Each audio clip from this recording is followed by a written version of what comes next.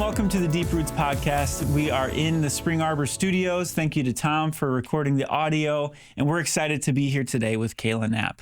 Kayla, can you introduce yourself, when you graduated, and what your role is here now at SAU? Yeah, of course. So as he said, I'm Kayla Knapp. My maiden name is Hadley. So some of you tuning in may recognize that name, but I'm a 2012 graduate of Spring Arbor University, majoring in global studies and Spanish. And now I work as the Dean of Students here on campus, and I've been in this role for about 2 years. All right, so you talked about you're the Dean of Students. That is quite the title, first of all, right? Yes. I remember when I was a student, and if the Dean of Students ever called my room, which may have happened a couple times. Oh, dear. It was always scary. I don't think you're as imposing as the Dean of Students that we had before. You seem to have more of a welcoming demeanor to you. Do you think the students are still scared of you, though, as the Dean of Students? Is it that kind of role? Can you explain what the role is? Of course. So it's a mixture, I think. Yeah. The title itself kind of does carry this weight that can intimidate. But my role is multifaceted. So part of my responsibility is overseeing the Res Life program. So the graduate assistants and the resident directors, and then by extension, the student leader, RAs. So not everything I do is you're in trouble or anything like that. But there are times that students encounter me for those purposes. And typically they come in nervous and they leave sometimes grateful. Yeah. More often than not, the conversation isn't what they're expecting. Yeah. They're expecting someone to bring down the hammer, whereas that's just not typically the approach that I have or we have as an institution. We're more of a pull people up rather than smash them down. That's awesome. So I love that. So what are some of the biggest joys and maybe the biggest challenges of this role at Spring Arbor? Okay. I'll start with challenges because I'd rather end on a high note. Okay. I would say the challenges are the unpredictability. Now, that can be a benefit, but there are days where I have a hefty to-do list and nothing can get done because of the nature of student development being largely responsive. So that can be a challenge at times. But the joys, wow, they just really outweigh the challenges. And in a lot of ways, the things I don't anticipate end up being the joys of my day. So I have a few stories, just the individual connections that I'm able to have with students, because Spring Arbor is a small institution.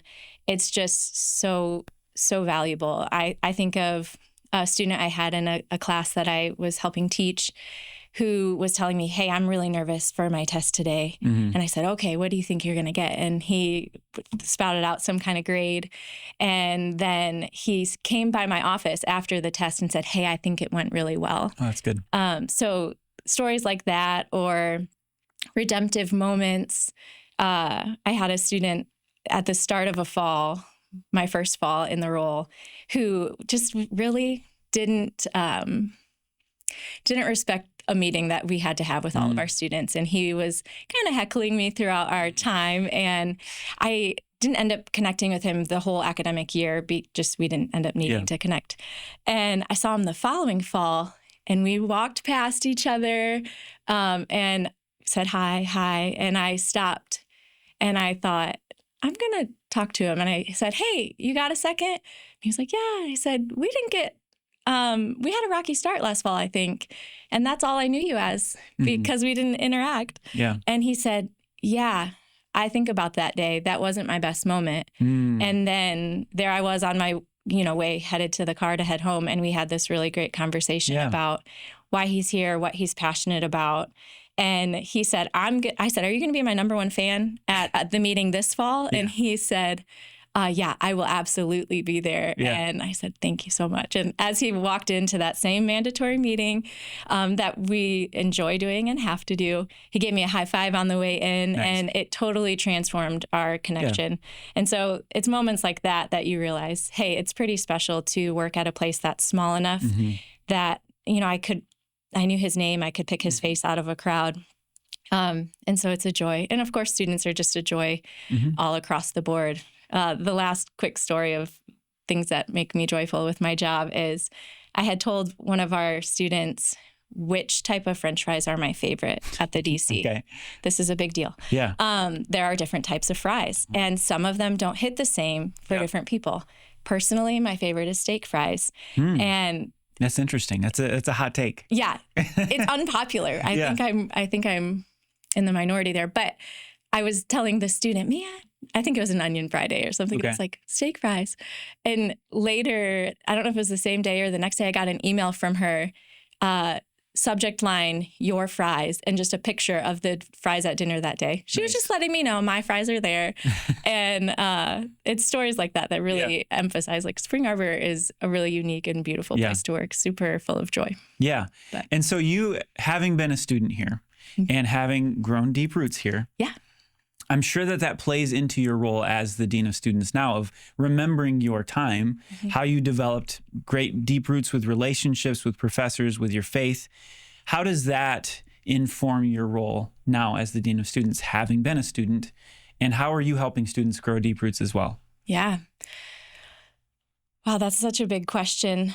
In terms of my time as a student and how that informs my work, I saw firsthand the benefit of having professional staff pouring into me and not being afraid to have hard conversations or call me out if I needed to be called out in a loving way. And so that has encouraged me.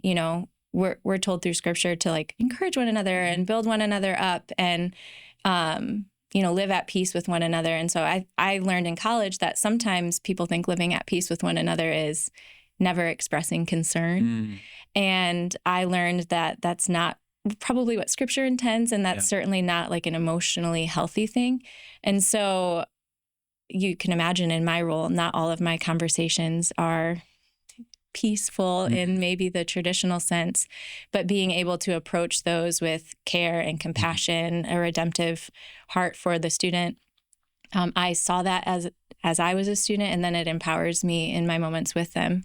And truly, the Holy Spirit moves in a conduct meeting, in a staff meeting, and any of those things. And so being able to take pauses to say, I'm not sure. And then maybe hearing that still small voice that would say this. and the way that can impact students sometimes, whereas I would never come up with on my own necessarily. They're like, that resonates so much. And I say, glory to God. So that's cool. Yeah. So what are some key initiatives or programs you're most proud of in terms of supporting student well-being? Yeah. I would say first and foremost, an initiative that I'm proud of is our student leader program. Okay. It fluctuates depending on the year, but over 80 student leaders in various roles on campus, from resident assistants in the res halls to peer advisors who are in the Core 100 program to link mentors through our Office of Intercultural Relations and people with our spiritual life and SGA. And so we have all of these students who are empowered and equipped to love campus well, and they do it really well. Yeah. So in terms of something I'm proud of, I just couldn't be more proud of them and the good work that they do and the leadership that they grow while they're here. It's a great opportunity. I love when it's actually student leader hiring season as we're recording this. And so seeing people get excited about the way they want to pour into the community. But then there's another thing that, as I was contemplating that question in preparation for this time, we have, not everyone knows about this. So on campus, we have a tool, a texting tool where we send texts out through our mascot, Blue, who sends it. And students can respond and it'll let us get a climate check of how they're doing on various things. Yeah. But then they can also proactively text it, hey, what's for dinner? Or, hey, what are the hours at the Mac? Or, hey, I'm really struggling. Who can I talk to? And there was an instance this past fall where we had a commuter student, which sometimes, it's possible that a commuter student might feel like they're falling through the cracks, reach out to that texting platform proactively and say, hey, I'm really struggling, Blue. Like, I don't know what. Like, it was a crisis moment for that student. And that triggers an alert in our system that goes to the people that need to know. And within, I want to say 30 minutes of that text coming through and that alert being sent to the right people, our full-time counselor on campus was on a phone call with that student and assessing like, hey, sometimes students clown around with that kind of service, but we were checking in like, hey, you mentioned this, how are you doing? And he was able to say, I'm not well. And she said, here are our resources. Yeah. And it was amazing to me to see that that's technology at those students' fingertips that can augment the good work of our student leaders, but student leaders and professional staff can't be everywhere at every time. Yeah. So we have some layers of protection for that. And I'm really grateful. Yeah, and that really plays into my next question. I know our chaplain has really hit on this a lot since he started here too, is the mental health of these students. I think often we think, well, they're in college, so they're adults. They're going to figure it out. That's not the case for most of these students. They are in the midst of figuring it out, and they need guidance. They need help, and that mental health is an issue. It's an issue for adults, but it is specifically for these students who are trying to figure out how to do life now. So besides the texting thing, which is really cool, I didn't know about that. Yeah. How else are we able to address the mental health needs of our students? I would say we do a lot of like triaging things. Okay. What I mean by that is, myself or Carrie Dashner, who oversees counseling services, we're not everywhere at all times. And so the benefit of having student leaders who are specifically paired with small groups of freshmen and then specifically paired with small living areas on campus where they're only having eyes on 15 to maybe 20 students, you can tell that there's that great value of living in community where you can see when a person's off, and our student leaders have training to kind of notice cues and to ask questions and learn more. And then we never, of course, expect the students to be mental health professionals, but sometimes students just need a listening ear. Yeah. And other times students need, a call out to one of our professional staff members. And so I would say that's the primary means that we tackle mental health issues on campus is just the relational component. Not only Carrie Dashner, she's our licensed counselor on campus, but like you said, Rob is a great resource for students. And so many of us in our like student engagement, student affairs, student dev, we will help students navigate hard things. Yeah. We know our limitations and we'll pass them along if we'll walk with them somewhere else if we need to. But having open doors where students can come in and feel encouraged to do that, I think is something that we do really well. Yeah, and I can speak to that as a student and as a staff person now. When I was a student, I could reach out to Brian Kono. I could reach out to Brian Walrath and have those conversations. They were very impactful on my time. And now as a staff person, it's been incredible to me how many students will walk into my office as a video marketing guy and on our marketing hall in Ormston now. How many students come in with like, hey, I'm struggling. What do we do? And it's amazing that it's been consistent here at Spring Arbor that there are people on staff and faculty who genuinely care, who want to help you, who will invite you over to their homes if you're struggling, who will take you to lunch at the DC or off campus and really want to invest. And I think that speaks to the sense of community and belonging that the students can have. And I can speak to feeling alone too when you're on campus, even though it's small, even though you've got small dorms and halls. My first semester, my roommate, I didn't have one for the first semester. Okay. So I was alone and felt that, in a heavy way. And it wasn't until the next semester that I started to make friends. But people noticed and they checked in. And that's not common. That's not going to happen on a larger campus. So thinking of prospective students, incoming students, what kind of advice do you have for incoming freshmen on how to navigate the social and academic aspects of Spring Arbor life? Yeah, I'm going to look directly at you, prospective students, incoming freshmen. I would say the primary thing is to be open to putting yourself out there. Things don't happen overnight. Sometimes we'll have parents reach out to us, week 2 and say, my child's not making friends. And we say, okay, it's week 2. Yeah. And here are some strategies and tactics. And we have SGA puts on great events. The RAs put on events in the halls. The peer advisors put on events for the freshman groups, and attending those, putting yourself in proximity with others from a social aspect is the primary way to combat that feeling of loneliness. But also, as part of that, I would say disclose your loneliness. If you're feeling like a fish out of water, if you're feeling like you don't belong, or you're feeling homesick or something like that, odds are you're not alone. And if you have the bravery to share that with someone, then first of all, you'll be seen and heard. Second of all, they may feel seen and heard by your courage to share that.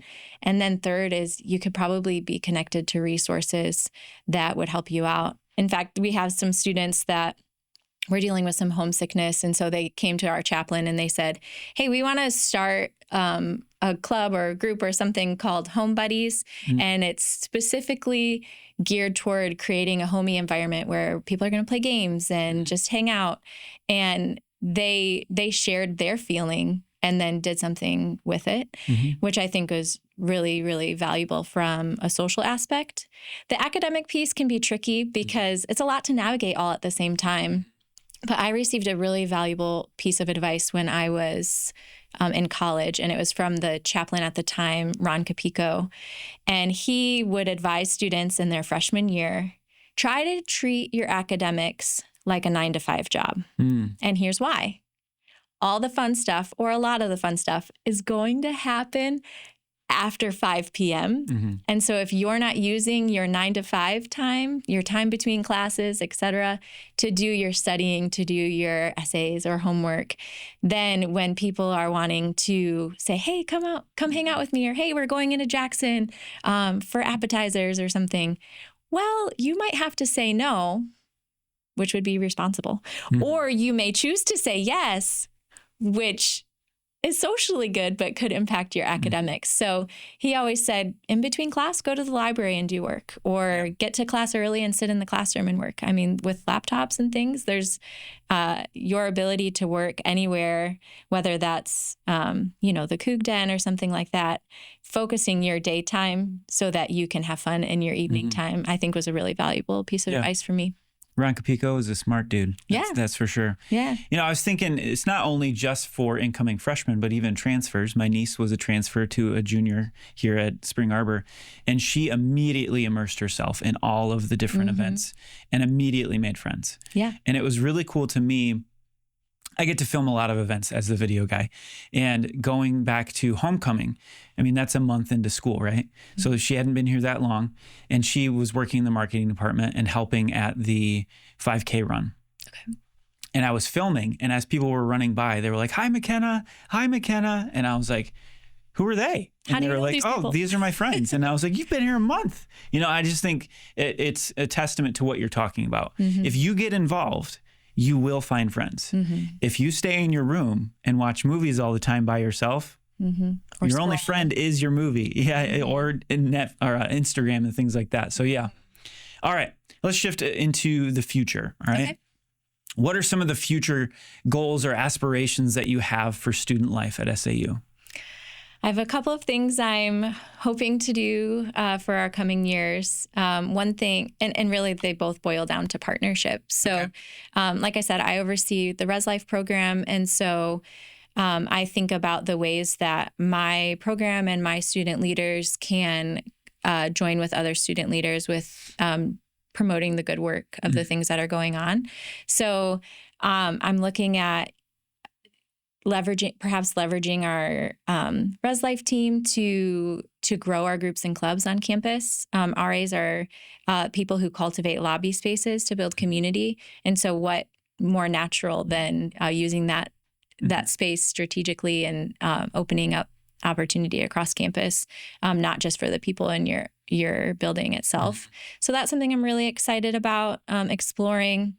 I would say that's probably in the early stages, as well as this other idea is a a collab with athletics. So we have varsity athletic programs here, and we have reserve or club or JV programs as well. And so we see that as a unique opportunity to connect the reserve players, especially with the broader community. Okay. Their sport takes up a little bit less of their time than the varsity players. And so I'm in early conversations with some of the folks over in athletics of, what does it look like to pour into that program and make sure that they know how valuable they are and they know like the bigger picture of campus, and so we can support them well. And so improving upon that SDS to coach communication for that, but then also putting in those encouragements of get involved, groups and clubs, here are the resources, SDS going to their early athletic practices or games so that they can, eyes up and notice, I'm part of a bigger puzzle here at Spring Arbor, and they can get involved from the beginning. Great. So I'm super excited about both of those. Yeah, I love to hear that. We've kind of already talked about prospective students and advice you'd give to them. What about the students that are already here, that are already on campus, actively involved? What advice do you have for them, if any? Yeah. I feel like I could go on and on with advice. Well, let's keep it limited. I will keep it limited. I shared this, and not everyone had the opportunity to hear it, but I shared this in a recent talk. I think that college is a great time to acknowledge your own limited scope. And so I used the phrase, if you leave Spring Arbor feeling like you know less than when you came in, then I think you learned a lot. I see so often our younger students being entirely 100% sure of every possible thing that they know. And there are certain things, of course, to be sure of. And I love when students come in strong in their faith and grounded in Christ. And we help draw that even deeper for them, those roots. But sometimes students, think their perspective is the only perspective, or maybe they have never learned about other cultures, or maybe they've never learned some of the just broader ways that the world works. And when you're exposed to that, sometimes you can be like, wow, I don't know anything. And I think that's a posture of intellectual humility that is a fruit of maturity. And so that's what I encourage students, like, don't be afraid to not know.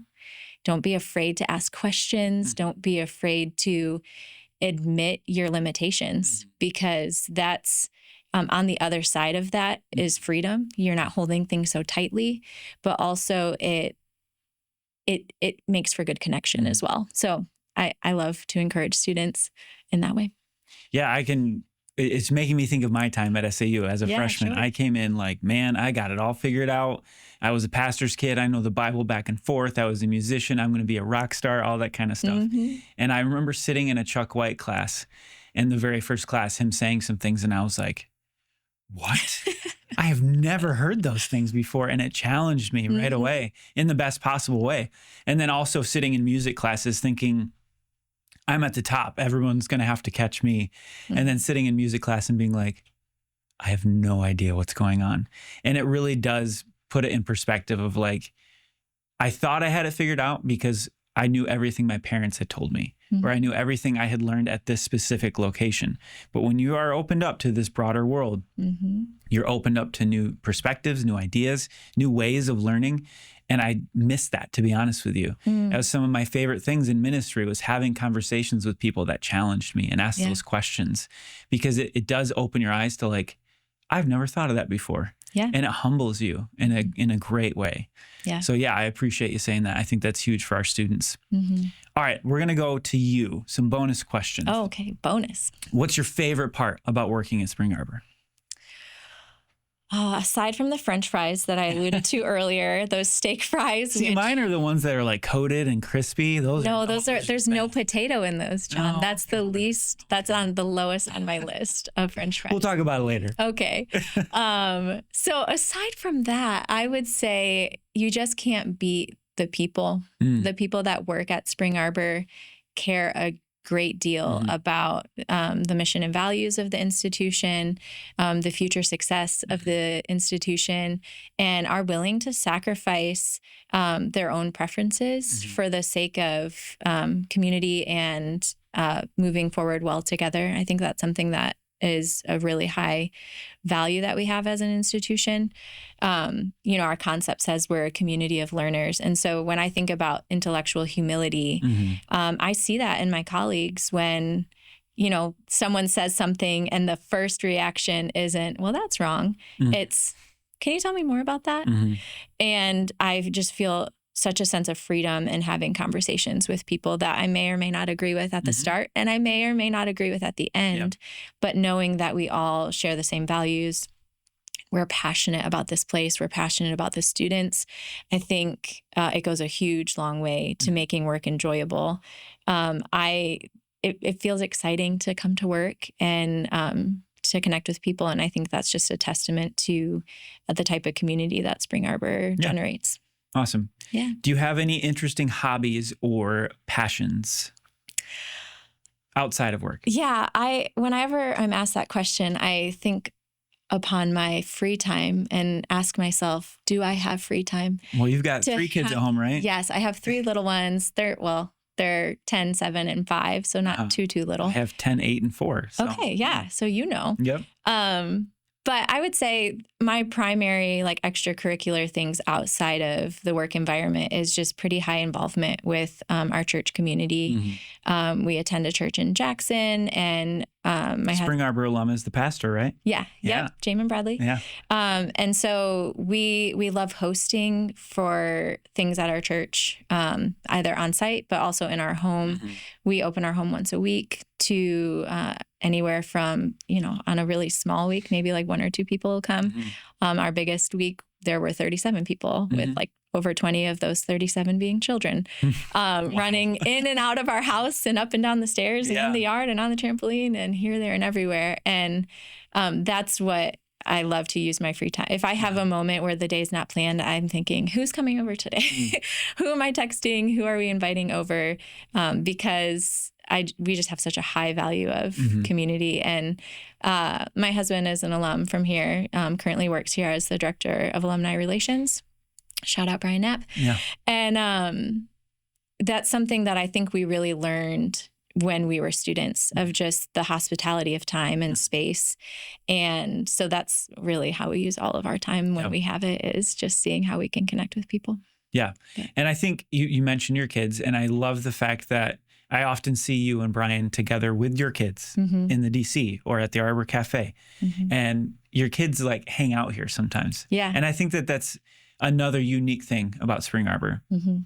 That happens a lot. A lot of people, staff and faculty, bring their kids and just hang out on campus. It's a beautiful campus. The DC provides good food. You're not having to go through McDonald's. You can have pretty healthy food there. And soft serve ice cream. That's what the kids get excited about. Just thinking of the events too, Hanging of the Greens. My family came to that. My kids loved it, and running around campus, seeing the fireworks and stuff. So it's fun to raise a family here with that. So anything else? Last question. Anything else you'd want to say to our audience as a whole before we wrap up? I would say, if you're not part of the Spring Arbor community yet, if you're exploring what it means to be part of Cougar Nation, be part of Spring Arbor University, don't be afraid to dig in. I think you'll hear a lot of the same things that I've shared, that John has shared. This place is so unique, and we're willing for you to give it scrutiny as you consider, if you want to become a part of this community. We would love to have you as part of it. Come on campus, check out our athletic events or our community events as we have them. Those are kind of more fall, winter with homecoming, hanging of the greens. And don't let it pass you by, because speaking as an alum and someone who moved out of state for a job and then knew I wanted to land back in the Jackson Spring Arbor area, there's something magnetic about the community here. And don't let yourself miss out on the good stuff, because it changed my life, and it's what fuels me to continue in my role and encouraging students each day. Yeah. And if you haven't yet, check out our website, springarbor.edu, and you'll be able to see a lot of what happens on campus. We just updated our website, so it's got some really cool features on it now. And we'd love for you to check out more. Visit springarbor.edu, apply today, all that kind of stuff. We would love to have you on campus. But thank you so much for your time. Yeah, thanks for hanging. Thank you, Tom, for your time. We appreciate you, and we will see you next time.